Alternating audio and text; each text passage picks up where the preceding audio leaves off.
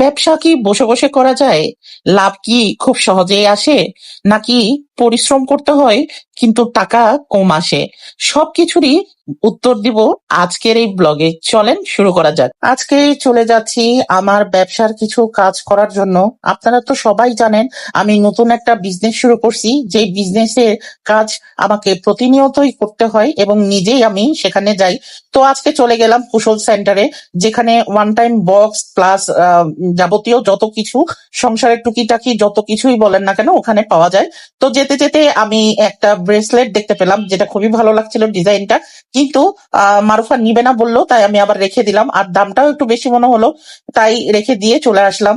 তারপরে আমরা ভিড় ঠেলে ভিতরের দিকে ঢুকতেই দেখি এখানে চিরুনি, ন্যাপথলিন এগুলো বিক্রি করছিল। আর এই ন্যাপথলিন গুলো আমি কিন্তু আমার ওয়াশরুমে ইউজ করি।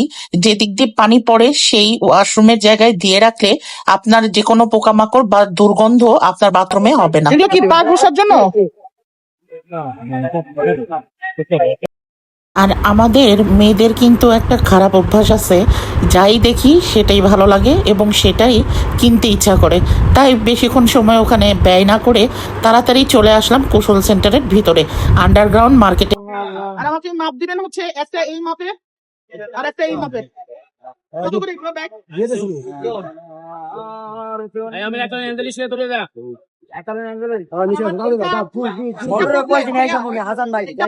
হ্যাঁ, আর ছোট দিবেন হচ্ছে এটা দিবেন হচ্ছে 50টার মতো।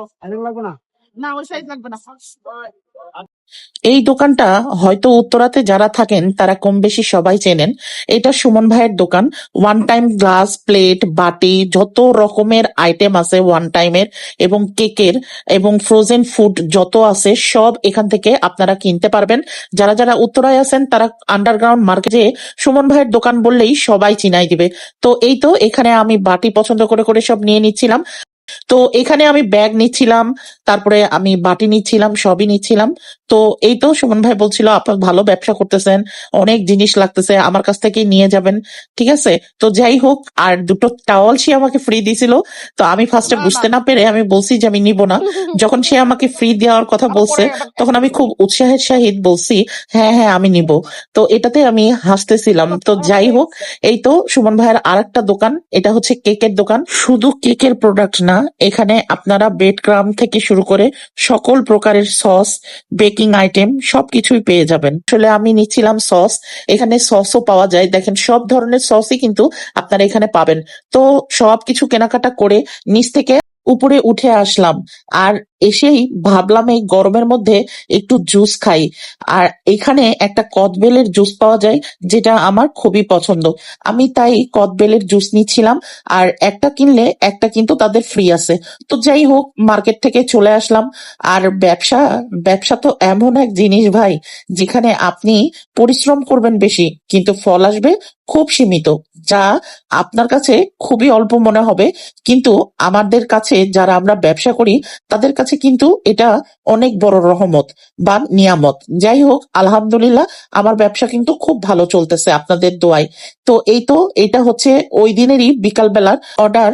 তো অর্ডার গুলো আমি রেডি করতেছিলাম। এখানে হচ্ছে সবজি খিচুড়ি আর সালাদ আর ডিম। তো ডিমটা আমি আগেই প্যাক করে ফেলছি ভিডিও করার আগেই, তাই আপনাদেরকে দেখাতে পারলাম না। তো যাই হোক, এইখানে আমি খিচুড়িগুলো র্যাপ করতেছিলাম। তো এইভাবেই আমার কিন্তু ব্যবসাটা বেশ ভালো চলতেছে। যারা উত্তরার ভিতরে আছেন তারা অবশ্যই জায়গা কিচেনে অর্ডার করতে ভুলবেন না। আর আমার এই কিচেনটা কিন্তু খুব স্বাদের একটা কিচেন, কারণ আমি আর আমার ক্যামেরাম্যান এই দুইটা মানুষ সব সময় খাটাখাটনি করি এই রান্না করা, প্যাকেটিং করা আর সঠিক সময়ে ডেলিভারি করা। তো যাই হোক, আমরা দুইটা মানুষ ভালোই পরিশ্রম করতেছি, এখন ফলাফল আল্লাহর হাতে। যাই হোক, আজকের মতো বিদায় নিচ্ছি। দেখা হবে নতুন আরেকটি ভিডিওতে। ততক্ষণ পর্যন্ত সবাই ভালো থাকবেন, সুস্থ থাকবেন আর জায়গা কিচেনে অর্ডার করে ঘরোয়া খাবার খাবেন। আল্লাহ হাফিজ।